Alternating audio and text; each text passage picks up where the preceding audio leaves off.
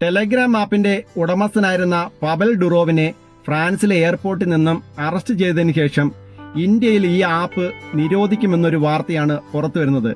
എന്തുകൊണ്ടാണ് ഇന്ത്യയിൽ ഈ ആപ്പ് നിരോധിക്കാൻ ഇന്ത്യൻ സർക്കാർ മുൻകൈ എടുക്കുന്നത് എന്നുള്ള കാര്യമാണ് ഈ വീഡിയോയിൽ നമ്മൾ പരിശോധിക്കുന്നത്. ഈ ആപ്പിനെ സംബന്ധിച്ച് പറയുകയാണെങ്കിൽ ഒരുപാട് ഗുണങ്ങളും ദോഷങ്ങളും ഈ ആപ്പിനുണ്ട്.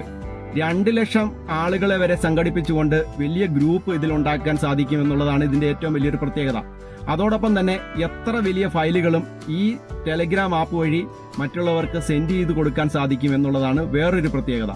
ഈ ആപ്പിന്റെ പ്രധാനപ്പെട്ട ഒരു ദോഷം എന്താണെന്ന് ചോദിച്ചാൽ, മെറ്റയുടെ പ്ലാറ്റ്ഫോമുകളിലും അതുപോലെ തന്നെ യൂട്യൂബിലും ശക്തമായ കമ്മ്യൂണിറ്റി ഗൈഡ് ലൈൻസുകളുണ്ട്. അതിനെ ലംഘിച്ചുകൊണ്ട് ഒരു കാര്യങ്ങളും അതിൽ സെൻഡ് ചെയ്യാനോ പോസ്റ്റ് ചെയ്യുവാനോ സാധിക്കില്ല. എന്നാൽ ടെലഗ്രാം ആപ്പ് അങ്ങനല്ല. കമ്മ്യൂണിറ്റി ഗൈഡ് ലൈൻസ് ഒട്ടും തന്നെ അവിടെ പാലിക്കപ്പെടുന്നില്ല. എന്ത് കാര്യങ്ങളും എപ്പോൾ വേണമെങ്കിലും ആർക്ക് വേണമെങ്കിലും എവിടെ വേണമെങ്കിലും സെൻഡ് ചെയ്ത് കൊടുക്കാം എന്നുള്ളതാണ് ഇതിന്റെ ഏറ്റവും വലിയ ദൂഷ്യം. അതുകൊണ്ടാണ് പാകിസ്ഥാനും റഷ്യയൊക്കെ ഈ ആപ്പിനെ നിരോധിക്കാനുള്ള പ്രധാനപ്പെട്ട കാരണം. ഇസ്രയേലിൽ നടക്കുന്ന യുദ്ധത്തിലും അതുപോലെ തന്നെ റഷ്യയും ഉക്രൈനും തമ്മിൽ നടക്കുന്ന യുദ്ധത്തിലും തീവ്രവാദ സംഘടനകൾ പ്രധാനമായിട്ടും രഹസ്യ വിവരങ്ങൾ കൈമാറാൻ ഈ ആപ്പ് ഉപയോഗിക്കുന്നു എന്നുള്ളതാണ് ഏറ്റവും ഗുരുതരമായിട്ടുള്ള ഒരു ആരോപണം. പാകിസ്ഥാനും റഷ്യയും ഈ ആപ്പ് നിരോധിക്കാനുള്ള പ്രധാനപ്പെട്ട ഒരു കാരണമായി പറയുന്നത് തീവ്രവാദ സംഘടനകൾ തങ്ങളുടെ രഹസ്യങ്ങൾ കൈമാറുവാൻ വേണ്ടി ഈ ആപ്പ് ഉപയോഗിക്കുന്നു എന്നുള്ളതാണ്. ഏതൊരു സോഷ്യൽ മീഡിയ പ്ലാറ്റ്ഫോമുകൾ ആണെങ്കിൽ പോലും ഏത് രാജ്യത്ത് പ്രവർത്തിച്ചാലും ആ രാജ്യത്തിന്റെ നിയമങ്ങൾ പാലിക്കുവാൻ ബാധ്യസ്ഥരാണ്. ഇവിടെ ടെലഗ്രാമിനെ സംബന്ധിച്ച് പറയുകയാണെങ്കിൽ മറ്റുള്ള എല്ലാ സോഷ്യൽ മീഡിയ പ്ലാറ്റ്ഫോമുകളും അതത് രാജ്യങ്ങൾ ചോദിക്കുന്ന വിവരങ്ങൾ കൃത്യമായി നൽകാറുണ്ട്.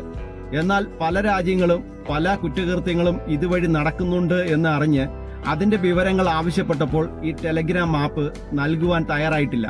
വളരെ ഗുരുതരമായ കുറ്റകൃത്യങ്ങൾ ഇതുവഴി നടക്കുന്നുണ്ട്. ചൈൽഡ് പോർണോഗ്രാഫി, അതുപോലെ തന്നെ സെക്ഷൽ കണ്ടന്റുകൾ കൈമാറ്റം ചെയ്യുന്നത്, അതോടൊപ്പം മയക്കുമരുന്നിന്റെ കച്ചവടം, ബെറ്റിംഗ്, തീവ്രവാദ പ്രവർത്തനങ്ങൾക്ക് വേണ്ടിയുള്ള ഗ്രൂപ്പുകൾ, ഇങ്ങനെ ശിക്ഷിക്കപ്പെടേണ്ട ഒരുവിധപ്പെട്ട എല്ലാ കുറ്റകൃത്യങ്ങളും ഇതിലൂടെ സുഗമമായിട്ട് നടക്കുന്നുണ്ട് എന്നാണ് ലോകരാജ്യങ്ങളിലെ രഹസ്യാന്വേഷണ കേന്ദ്രങ്ങൾ റിപ്പോർട്ട് ചെയ്യുന്നത്. ലോകത്തെമ്പാടും 90 മില്യൺ ആളുകൾ ഈ ആപ്പ് ഉപയോഗിക്കുന്നുണ്ട്. ഇന്ത്യയിൽ 5 മില്യൺ ആളുകളാണ് ഈ ആപ്പ് റെഗുലറായിട്ട് ഉപയോഗിക്കുന്നത്. ഇൻസ്റ്റഗ്രാമിനെയും എക്സിനെയും ഉപേക്ഷിച്ച് വളരെ കുറവാണ്.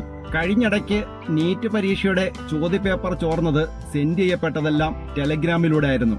കഴിഞ്ഞിടയ്ക്കാണ് ഇന്ത്യയിലുള്ള സോഷ്യൽ മീഡിയ കണ്ടന്റ് ക്രിയേറ്റർമാർക്ക് ഈ ടെലഗ്രാം ആപ്പ് വഴി തങ്ങളുടെ കണ്ടന്റ് കൊടുത്തതിന് ശേഷം പരസ്യ വരുമാനത്തിലൂടെ പണം ഉണ്ടാക്കാനുള്ള ഒരു അവസരം ടെലഗ്രാം ആപ്പ് നൽകിയത്. യൂട്യൂബിലും ഫേസ്ബുക്കിലും പൈസ ഉണ്ടാക്കുന്നതിനേക്കാൾ കൂടുതൽ പൈസ ഈ പ്ലാറ്റ്ഫോം വഴി ഉണ്ടാക്കാൻ സാധിക്കും എന്നുള്ളതാണ് ഏറ്റവും വലിയൊരു പ്രത്യേകത. ഇങ്ങനെ ചില നല്ല കാര്യങ്ങൾ ഒഴിച്ചാൽ ഇതിൽ നടക്കുന്ന 99% കാര്യങ്ങളും വളരെ മോശപ്പെട്ടതാണ്. അത് ഏതൊരു രാജ്യത്തിനും ദോഷം ചെയ്യുന്ന പ്രവർത്തനങ്ങളാണ് ഇതിൽ നടക്കുന്നത്.